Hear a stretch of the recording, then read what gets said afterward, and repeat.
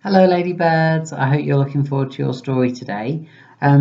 It just had to be this one, didn't it? Because this is what we're going to be doing for our talk for writing. So I've picked you the story of the Gingerbread Man. Now, there are many versions to this story, and you might notice that our text map is going to be a little bit different to part of this story, but that really doesn't matter. And I want you today just to really enjoy listening to this one. On the back, it has the blurb, and it says, "This cheeky little gingerbread man is having so much fun. He scurries away from all the hungry animals, but then he meets a crafty fox." Ooh, you could talk about what that word means at home. Crafty. Will the gingerbread man meet a sticky end? Let's find out. Mr. and Mrs. Baker lived all alone. Day after day, they baked big gooey cakes, sweet crumbly pies, and piping hot pastries. But they had no one to share them with, and that made them feel very sad. Then, one day, Mrs. Baker made a little gingerbread man to cheer them both up. He had jolly jelly buttons and a big icing smile. Dusting the flour from her hands, she popped him into the oven. But to Mr. and Mrs. Baker's surprise, when the tray came out, the gingerbread man leaped up onto the table and began skipping through the sugar. "Tee hee hee hee hee, you can't catch me," he giggled. "Bless my cinnamon stars!" cried Mrs. Baker as they chased him over pots, under pans, and all around the kitchen. But the gingerbread man was too quick for them, and he jumped right out of the window. Scurrying along the path, the gingerbread man ran into a very hungry cow. "You look tasty," mooed the cow. "And what fine jelly buttons you have!" But the gingerbread man just danced and pranced, singing, "Run, run, as fast as you can! You can't catch me, I'm the gingerbread man!" And off he ran as fast as his gingerbread legs could carry him. With a great moo, the cow thundered after the gingerbread man, past the milk churns, through the barn, and round the haystack, until crash!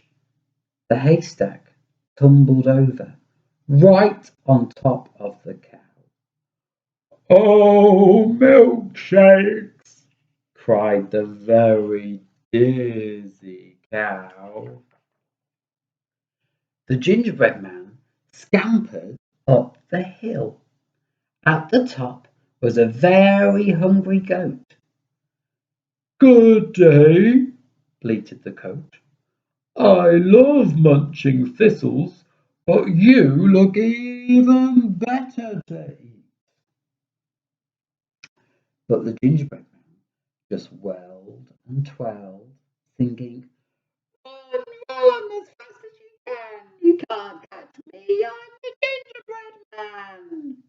And off he whizzed, leaving a trail of gingerbread crumbs behind him. So the goat dashed after the gingerbread man, through the thistles, over the gate, and in and out of the apple orchard, until smash! The goat butted right into a tree, and the apples came toppling down with a thud, thud, thud. "Oh, nettles!" cried the goat, rubbing his poor head. "Ah, hee hee hee hee hee hee hee," laughed the gingerbread man he frolicked through the meadow. There, dozing in a tree, was a very hungry cat. "Hello," meowed the cat. "You look like the perfect snack." But the gingerbread man just wiggled and giggled, singing, "Run, run as fast as you can! You can't catch me! I'm the gingerbread man!" And off he whooshed, racing down the lane. Licking her lips, the cat chased the gingerbread man around the bush, through the daisies, and towards the pond. The cat bounced up, up, up, and came down, down, down, splash! Right in the middle of the cold, wet pond. "Oh, Whiskers," grumbled the very soggy cat. As the gingerbread man ran down the hill, he began to laugh and sing. "Hee hee hee! I'm having fun! I've run away from everyone! A curly-haired woman, a man in a hat, a cow and a goat, and a silly old cat." But when the gingerbread man reached the river bank, he stopped and he shivered. "Ah, too cold! How do I cross?" Just then a fox appeared. "Hello, little gingerbread man," he grinned. "Perhaps I can help you.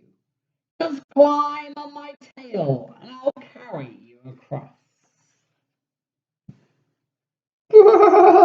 "Too chilly," the gingerbread man squealed as the fox paddled into the river. "Then why don't you climb onto my back?" asked the fox. "Too wet," squeaked the gingerbread man as the water swirled at his feet. "Climb onto my head," snapped the fox, and the gingerbread man scrambled up. But the water rose higher still, so the gingerbread man climbed to the top of the fox's nose. "Tee hee hee! They'll never catch me!" he cried, just as. What do you think's going to happen? Can you decide at home? What do you think? Oh, get ready. You're going to find out. The fox tossed the gingerbread man up, up, up in the air and opened his mouth very wide until he went snap. And that was the end of the gingerbread man. "Oh dear," sighed Mrs. Baker. "What a naughty gingerbread man he was." "I'm still hungry," mooed the cow. "Me too," bleated the goat. "So am I," meowed the cat. Then Mr. Baker said, "Let's all go and bake something else together." So they all trotted back to the bakery to mix and stir cakes and pastries and pies, but no more gingerbread men. It was a fantastic feast, and with their three new friends, Mr. and Mrs. Baker were never lonely ever again. I hope you enjoyed the story, Ladybirds. Maybe you could have a little think this week about how that story is going to be a little bit different, maybe, to the version that we know. And it might be that I can find some other versions of the Gingerbread Man, and then we can compare them and see how they're maybe quite similar and maybe also quite different. Okay, I hope you enjoyed your story time today. Bye, Ladybirds.